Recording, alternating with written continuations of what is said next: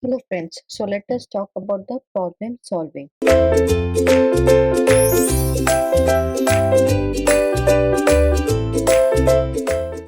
Now, if the reasoning is means of inferring new information from what is already known, so problem solving is the process of finding a solution for an unfamiliar task. So using the knowledge we have, the experience we worked on, so human problem solving is categorized by the ability to adopt the information that we deal with the new solutions or situations. So there are a number of different views of how people solve their problem. So in the 20th century is the Gasol view that problem solving involves both reuse of knowledge and insight. So this has been largely superseded by the question it was trying to address remains and its influence in a research work. So this Gasol theory was interpreted in the terms of information processing theories. Now, the Gasol theory was Gasol psychologists were answering the claim that was made by behaviorists that the problem solving is a matter of reproducing known responses as trial and error. So this problem solving is can be solved by one method of trial and error. So this explanation was considered by Gestalt school to be inefficient to account for human solving behavior. Now, problem solving would be a hindrance, isn't to finding a solution since the person may fix it on the known aspect of the problem. So what he did, Gasol psychologists back up the claims with experimental evidence, and so they were that explanation was considered that inefficient to account for human solving behavior. So the problem was this: the subjects were in a room with two pieces of string hanging from the ceiling, and the room with other objects include pilers, pole, and extension. The task was set to tie the piece of string together. So what was the problem? That to tie the string together. So is there any issue to do it? This is a logical concept. So when you think about the problem solving, you think about how this could be solved. Obviously, you have studied in your computer algorithms that there are different approaches to solve the problem. But in especially while designing an interactive system, this could always be an issue. That how could you solve the problem? There are certain uh, steps that can confront it. Then there is Mayer's pendulum problem. Now, Mayer interpreted that the example of producing restructuring the movement of the string that given insight and allow the subject to see is a problem in a new way. So, what did Mayers did? So, Gasol theory is attractive in terms of description of human problem solving, but Mayers was saying that the experiment also illustrated the fixation like subjects were initially unable to see beyond the view of a roll or use of pair of pilers. Then you have a problem space theory. Now, uh, Neville and Simon, they have proposed that problem solving centers on the problem space. So that means it states that problem states and problem solving involving generating these two using legal state transition operators. This means the problem has an initial state such as goal state, and people use the operators to move from former to the latter. That means from previous state to the current state. So such problems spaces may be huge and heuristic, and heuristic means end analysis. And the main difference between these two is the location of your desk. That means you have number of operators which you can apply to move things. You can carry them, push them, or drag them. But important feature of Neville and Simon's model, which was like it operates within the constraint of human processing system, and so searching the problem space is limited by the capacity of the short-term memory and at the speed which information can be retrieved. So now it's Neville Simon's theory and the general problem solver model, which is based on largely being applied solving in well-defined domains. For example, solving puzzles. So, problems such as this require significant domain knowledge. For example, to solve a programming language, you need the knowledge of your language and the domain at which this program operates.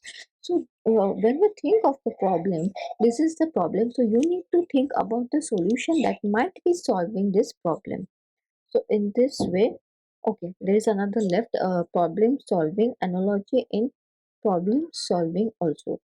So let us see what they meant in analogy in problem solving, which is a third element of problem solving in the use of analogy. So what happens is like here, one suggestion is that done by mapping knowledge relating to domain to a new problem. So called the analogical mapping. That means the known domain and the new one are noted, and operators from the known domain are transferred into the new one.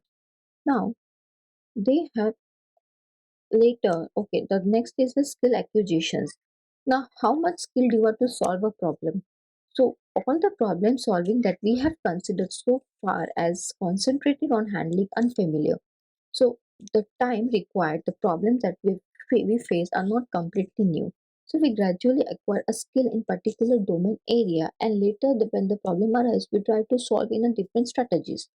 But how is such skill required and what difference does it make to our problem solving performance?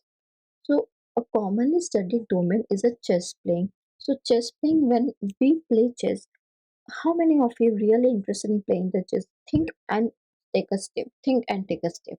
That means my action will trigger, my event will trigger certain action. If I have a checkmate, what possible solution do I have? What possible solution do I have to protect my queen? And so on. So this makes a difference between skill and less skill behavior in chess. So it depends on chess master remembers both configuration and good moves associated. Now, if you know this is by 32 into 32, sorry, 16 into 16, the board is it so?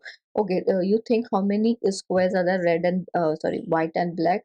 So by how many to how many, like uh, chess master remembers, like I said, chess master remembers board configuration and good moves. So board configuration, if you remember, and the moves, we moves, good moves associated with them, so it will give you the position to remember. Then masters are much better than reconstructing the board than the legs experience. So sometimes the expert players chunk the board configuration in order to hold a short-term memory. Now I will not remember what when I used the camel, when I used the elephant, when I used my prime minister, then my queen will be protected, my king has gone, and so on. So if I remember correctly, king or queen or whatever, or queen is of carom and chess is of king. If I remember these terms correctly, if you jump to a carom is also one thing. Like if you hit with your finger, I mean when you strike the coins, and if you try to protect your coin, you're the winner. And if you don't, you lose the game. So that means you have a strategy to adopt it in what action, in what events that trigger your action, in which you will try to win and put the other coins inside the hole and so on. So whatever sports, it's the sports I'm talking about. In real life, in daily life, you talk about, everyone has tried to solve it. So every strategy, every algorithm that they have come up with, then you have. Next is ACT. So ACT is a skill acquisition in Anderson ACT model. ACT identified three basic level of skill. So the learner uses general purpose rules which interprets facts about the problem. This is slow and demanding on memory access. The learner develops a rule specific to the task, and the rules are tuned to speed up the performance. That means these three rules, which is a level of skills which we apply in a day-to-day life. So for example, general mechanisms are provided to account for transition between these two levels. So generalizations on the other hand is a mechanism which which moves from second level to third. It generalizes from specific cases to generalized priorities. Like if cook, then what type of cooking will be there, how much time it needs, and what are the ingredients, like what are requirements, and cook for time. Then you have to keep the casserole. Then what my requirements that like. chicken or carrot or potatoes for 2 hours and so on. So gradually your knowledge becomes proceduralized. You think about the procedure and you try to find your own solution. So it generalized from the specific to general properties of those cases, and commonalities between the rules condenses to produce a general purpose rule.